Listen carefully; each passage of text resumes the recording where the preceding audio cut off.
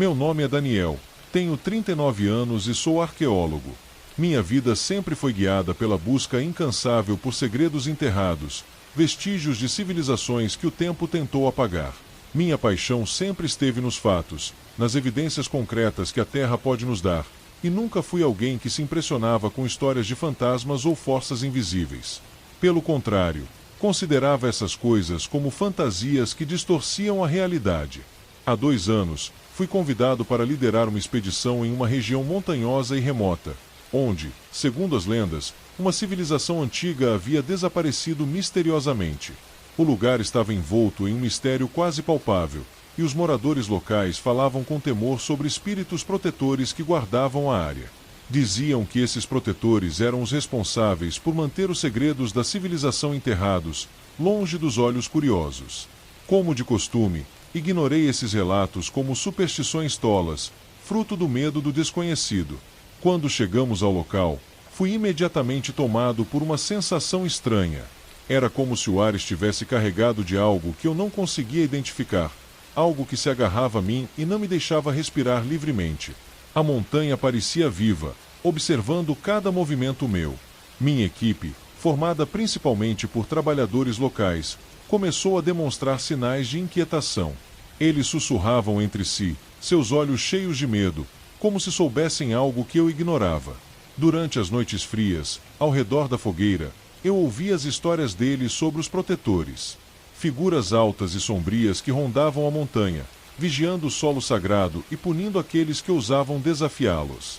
Eles falavam dessas entidades com um respeito quase reverencial, como se fossem guardiões de um poder que não deveria ser despertado. Eu, com minha arrogância habitual, ria dessas histórias, descartando-as como fantasias de mentes supersticiosas. Mas, mesmo enquanto ria, uma semente de dúvida começou a brotar em mim. Havia algo naquele lugar, algo que eu não conseguia explicar. E, embora tentasse ignorar, não podia deixar de sentir que estávamos prestes a desenterrar algo que deveria permanecer escondido. Algo que os protetores, reais ou não, estavam determinados a manter em silêncio. As escavações começaram com uma lentidão quase sobrenatural. A terra, dura como pedra, parecia resistir a cada golpe das nossas ferramentas, como se não quisesse revelar seus segredos. A sensação de ser observado se intensificava a cada dia, e o ar, que antes era fresco e limpo, agora parecia pesado, carregado de uma energia que eu não conseguia identificar. Mesmo sob o sol, havia uma estranha penumbra, como se a luz lutasse para penetrar aquele lugar. Meus colegas de escavação, especialmente os trabalhadores locais, começaram a mostrar sinais visíveis de medo. Alguns se recusavam a trabalhar sozinhos, e outros murmuravam orações antigas enquanto cavavam, como se pedissem perdão por algo que estávamos prestes a fazer. A sensação de desconforto se espalhou pelo acampamento, e eu, que sempre me orgulhei de ser cético e racional, comecei a sentir o peso daquele medo também. Certa noite, depois de um longo dia de trabalho infrutífero, decidi dar uma caminhada sozinho pelas montanhas. Precisava clarear a mente, afastar as dúvidas que começavam a me consumir. Subi uma colina próxima, de onde podia ver o acampamento à distância, suas luzes brilhando fracamente na escuridão. O silêncio era absoluto, quebrado apenas pelo som do vento passando pelas árvores e o farfalhar ocasional das folhas. Foi então que, ao longe, avistei algo que me fez parar. No topo de uma colina próxima, onde a luz da lua mal conseguia alcançar, uma figura alta e esguia estava parada, imóvel. Seus contornos eram indistintos, como se fosse feita de sombras que dançavam ao sabor do vento. Não havia olhos visíveis, mas eu sabia, com uma certeza aterradora, que estava sendo observado. Um frio gélido percorreu minha espinha, e por um momento, fiquei paralisado, incapaz de me mover ou desviar o olhar. A figura continuou a me encarar, ou ao menos foi o que senti, antes de desaparecer na escuridão tão repentinamente quanto havia aparecido. Fiquei ali, parado, tentando processar o que havia acabado de ver. Minha mente lutava para encontrar uma explicação lógica, mas todas as justificativas racionais pareciam absurdas naquele momento. Voltei ao acampamento com passos apressados, o coração batendo forte no peito. Apesar do terror que aquela visão me causou, decidi não contar nada a ninguém. Não queria alimentar as superstições que já estavam se espalhando entre os trabalhadores, e muito menos queria admitir para mim mesmo que algo inexplicável estava acontecendo. No entanto, após aquela noite, as aparições se tornaram mais frequentes. Sempre que eu estava sozinho, sentia a presença daquela figura ao meu redor, silenciosa e vigilante. Não era uma presença ameaçadora, mas também não era acolhedora. Era como se estivesse ali para garantir que eu não ultrapassasse certos limites. Conforme as escavações progrediam, o desconforto na equipe aumentava. Alguns trabalhadores começaram a adoecer, suas forças drenadas sem motivo aparente. Outros relataram sonhos estranhos, visões de sombras que o cercavam enquanto dormiam. A tensão no acampamento estava no limite, e a cada dia ficava mais claro que algo muito além do nosso entendimento estava em jogo. E eu, que havia iniciado essa expedição com tanta confiança, agora me encontrava à beira de um abismo que não conseguia compreender. Finalmente, após semanas de trabalho árduo, chegamos a um artefato enterrado profundamente no solo. Era uma enorme porta de pedra, coberta por símbolos estranhos e indecifráveis. Uma energia palpável emanava dela, fazendo o ar ao redor vibrar com uma força invisível. Os trabalhadores recusaram-se a chegar perto, deixando-me sozinho diante daquela descoberta. Naquela noite, enquanto a tempestade se formava sobre as montanhas, senti que algo estava prestes a acontecer. Algo que mudaria tudo o que eu acreditava ser verdade. A tempestade rugia sobre as montanhas. O céu se iluminava com relâmpagos ferozes que pareciam refletir o caos que se desenrolava abaixo. Eu estava de pé, sozinho, diante da imponente porta de pedra que havíamos descoberto. O vento uivava ao meu redor, quase abafando os gritos dos trabalhadores que, aterrorizados, se afastavam cada vez mais do local da escavação. Eles sabiam que algo estava para acontecer, algo que suas superstições e temores não podiam explicar, mas que, de algum modo, eles haviam pressentido o tempo todo. Com as mãos trêmulas, comecei a examinar os símbolos na porta. Havia algo de hipnótico neles, como se as linhas e curvas contassem uma história que minha mente não estava preparada para compreender. A energia que emanava da pedra era intensa, quase sufocante, e eu sentia uma pressão crescente no ar, como se o próprio ambiente estivesse me alertando para parar. Mas a curiosidade, a necessidade de desvendar aquele mistério, era mais forte. Peguei uma alavanca e, com um esforço tremendo, comecei a forçar a porta. Cada movimento era um desafio, como se uma força invisível estivesse resistindo ao meu esforço, tentando manter o que estava por trás da pedra selado. Mas eu não parei. Algo dentro de mim, algo que eu não conseguia controlar, me impulsionava a continuar. Finalmente, com um estrondo que ecoou pelas montanhas, a porta se abriu. Um vento gélido escapou do interior do salão que havia sido revelado, um vento que parecia vir de outro mundo, carregando consigo o cheiro de terra antiga e algo mais, algo podre e maligno.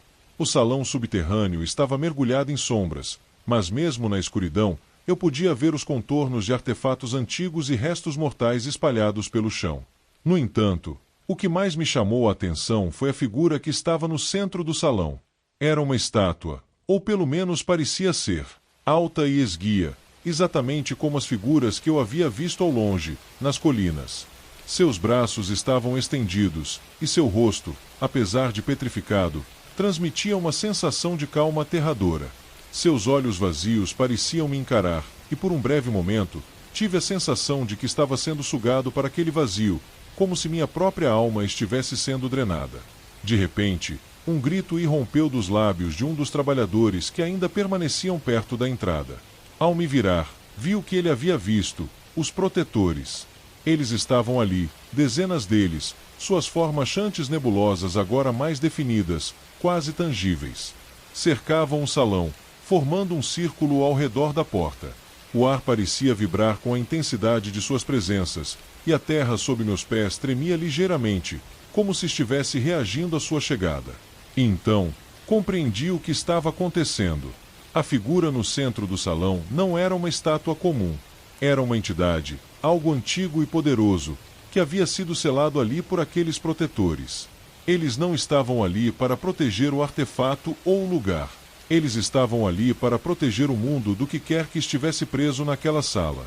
Mas agora, com a porta aberta, eu havia quebrado o selo. Os protetores começaram a se mover em direção à figura central. Seus corpos, antes etéreos, começaram a se solidificar à medida que se aproximavam, e eu vi, com horror, que eles estavam se fundindo com a entidade petrificada. Era um sacrifício. Eles estavam selando a entidade novamente, sacrificando suas próprias existências para manter aquilo contido. O salão começou a desmoronar.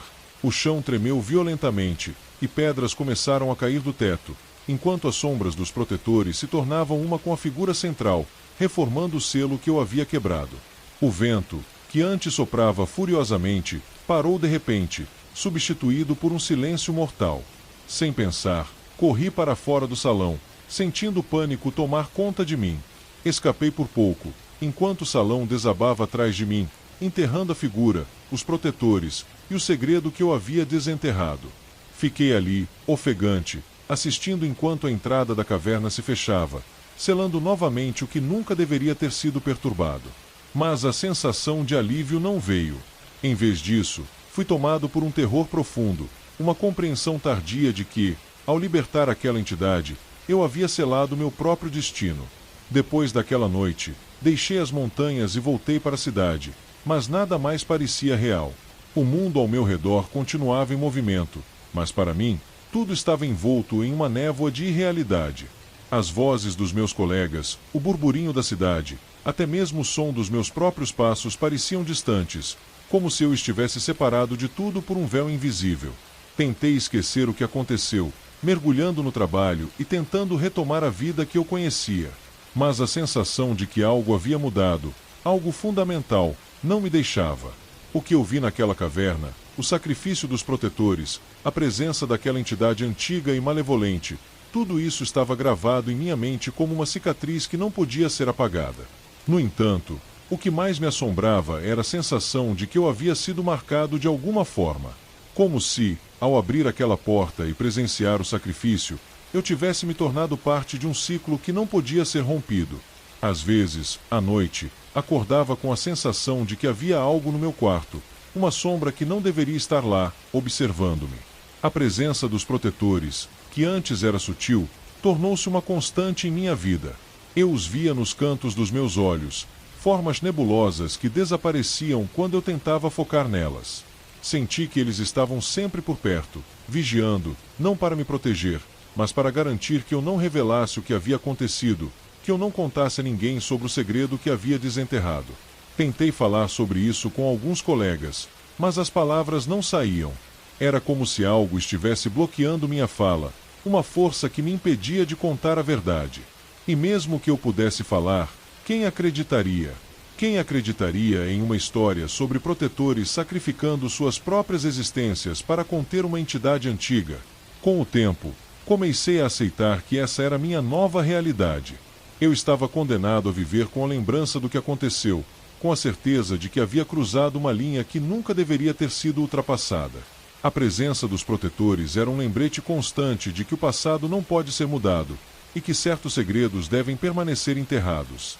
Mas, na última noite em que os vi, algo diferente aconteceu. Acordei no meio da madrugada, o quarto mergulhado em escuridão total. Não havia som, nem o zumbido distante da cidade, nem o sussurro do vento. Nada. Apenas um silêncio opressor, absoluto. E então, eu os vi. Estavam todos ali, reunidos ao redor da minha cama, suas formas nebulosas mais definidas do que nunca. Não havia ameaça em suas presenças, mas também não havia conforto. Eles estavam ali para se despedir, eu percebi. Suas missões estavam cumpridas, e eles não precisavam mais me vigiar. Mas antes de desaparecerem, um deles se aproximou de mim, mais próximo do que qualquer outro havia chegado antes. Seu rosto, se é que podia ser chamado assim, era indistinto, mas senti que ele me estudava, talvez tentando transmitir uma última mensagem. E então, eles se foram. Assim como haviam aparecido, desapareceram no ar, deixando-me sozinho no escuro, mas com a sensação estranha de que, de alguma forma, eu havia sido perdoado. No entanto, o alívio que senti foi passageiro. Ao amanhecer, notei algo no chão ao lado da cama, um fragmento de pedra, idêntico àqueles que compunham a porta que eu havia aberto na montanha. Peguei-o, sentindo seu peso frio na palma da mão, e entendi que, embora os protetores tivessem partido, o vínculo entre mim e o que eu havia desenterrado nunca seria totalmente rompido. Agora, vivo com o conhecimento de que, em algum lugar, aquela entidade ainda está presa, mas o selo que a mantém contida está ligado a mim de uma forma que eu não compreendo completamente.